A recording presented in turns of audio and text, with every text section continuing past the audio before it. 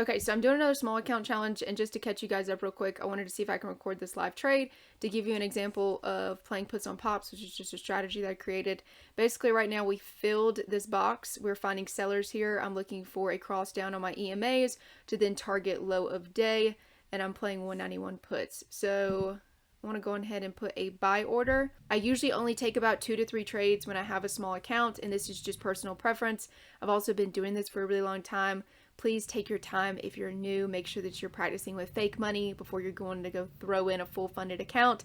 If you've blown a few accounts, make sure to watch my last video. We're just going to do a live example. I'm going to walk you through my thought process and some commentary. So the only thing I don't like is the candle bodies are still closing over the EMAs. So I'm really trying to look for that to be lost and we start to close under. However, we are closing under my key level of 191.28, so that is still pretty bearish, but it's not an A+ setup just yet.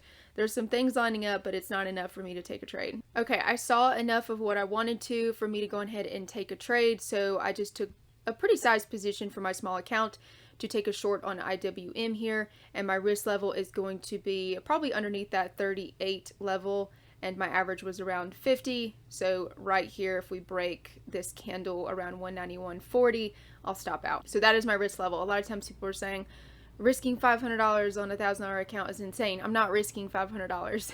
A lot of people don't understand stop losses. You can risk a portion of the money that you put in. You're not risking the entire amount that you put in that trade. Unless you just don't use stop losses, then you're absolutely risking that entire amount. So I highly recommend, especially if you're new, setting your stop losses. Just don't suffocate your trades. So for me, I didn't set a stop loss. I can right now just because I had my finger on the trigger. I could have easily exited if it went against me. And again, I'm not risking the entire $500 that I put into the position.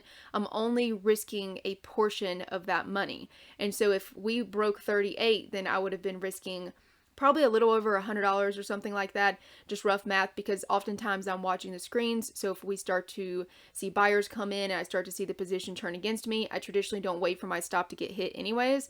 I'll just exit, break even, or take a small loss, because I really try to make my losses as small as possible and let my winners run. So right now I am up about $60, and so we are moving in my favor finally. We really need to close underneath 191 and see if we can fill this gap back to low of day. But I'll just use this time to show you how to set a stop loss really quick. So if I want to move it down to make sure that I'm taking profits, let's say that we start moving really quickly.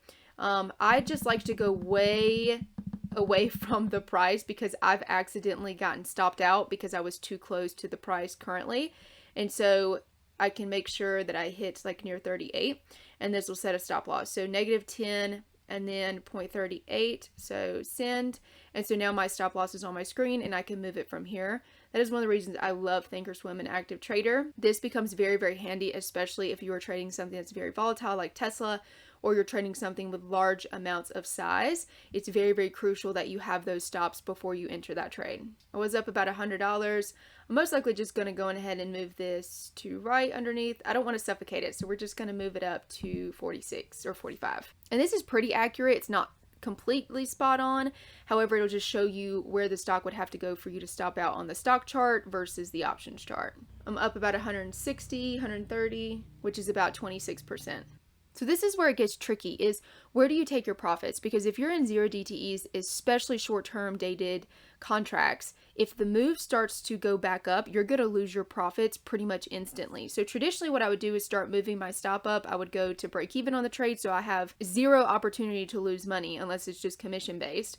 And so once it starts to go in my favor, I don't want to suffocate it, but I would like to at least go break even.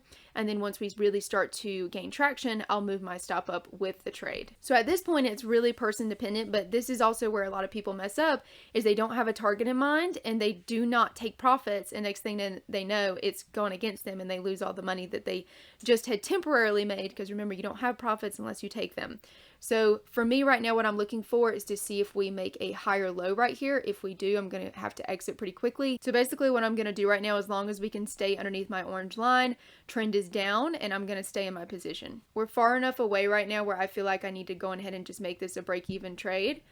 And so now I have zero opportunity to lose money because my stop loss is where my entry was. And that's the goal, is when you get in winning trades, you want to make your risk level absolutely nothing. But again, it's a fine balance between not putting your stop loss too close where you're suffocating the play and you're allowing it to still move in your favor, but also making sure that you're mitigating your risk. So basically my current target is where my alert, where it says mark 190.43, that would be my ultimate target if we could break low of day. We're getting some selling pressure here, so we're going back stop loss fishing again. So let's see if they can take out the stops from low of day. If so, we should easily hit my target. I'm up about 42% as of right now. So now I'm definitely going to go ahead and move this up because there's no way I'm giving back these profits. No way. So now at this point, I really have no other option except to win. That is the beauty of a perfectly executed trade. At this point, I'm going to lose absolutely no money unless something freak accident happens and my stop doesn't execute. But so far, I'm almost up about 50% on this trade, and I want to make sure that I'm not suffocating it too closely. I'll most likely get my stop hit if we perk back up and don't break low of day here. But I want to make sure that I secure as much of these profits as possible. So I don't care at this point if I'm suffocating my play. I want to make sure I at least get about 40%.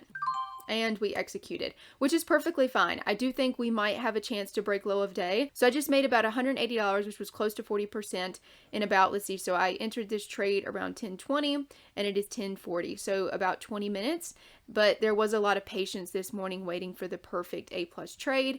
As of right now, I don't feel comfortable entering calls, so I'm going to be very patient to see if I want to take one more trade or if I just want to let that be. So I went ahead and let everyone know that I took profits on IWM, and that was my one A+ trade on the day. I might take one more other than that. Like I said, I really try to stick between 2 to 3 trades max.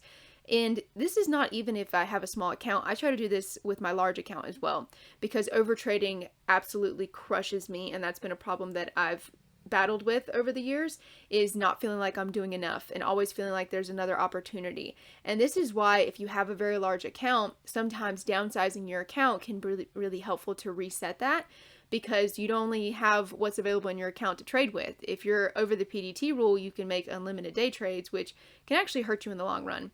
Look how awesome this level of 190.58 is. We bounced perfectly off of that. And so that's what I was looking for. If we weren't able to break low of day, then I was looking for buyers to step in like we did previously here on this big green candle.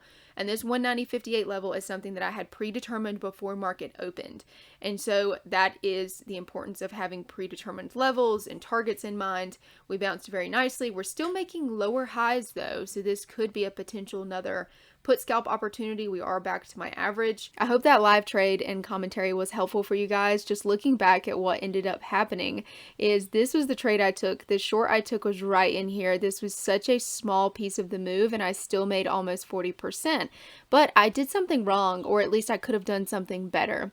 I'm not perfect and I always like to let you guys in on little tips here and there on where I could improve, or, you know, going back to study my trades on what I found. And something that I did not do that day, which I should have, was left some runners on the table. So I exited my full size position. When looking back, it's always easier in hindsight, right? Like I should have done this or I should have done that.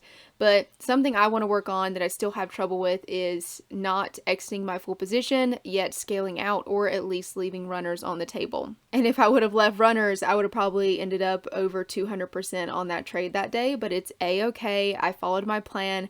I made really good profit on a small account. And so overall, I'm very happy with the execution. It's just a little tip on something I could have done better, because again, I am far from perfect. I still make mistakes all the time. Anyone who tells you they're perfect, especially in the trading world, might not be telling you the truth, because I don't care how long you've been doing this, we are still human at the end of the day. But I did want to also come on and highlight a few different things. So if you scroll down and click read more underneath this YouTube video, you should see this master link right here. Before we go here, I do want to highlight I have one Instagram account. There are a ton of imposters. I appreciate you guys for letting me know, but there's nothing I can do about it. Please block and report. Also down below, I do not have WhatsApp, so please do not fall for any scams. I'll never direct message you. I also don't trade crypto. But back to what I was saying is, if you want to understand how to day trade with a small account, make sure to take advantage of the free day trading seminar.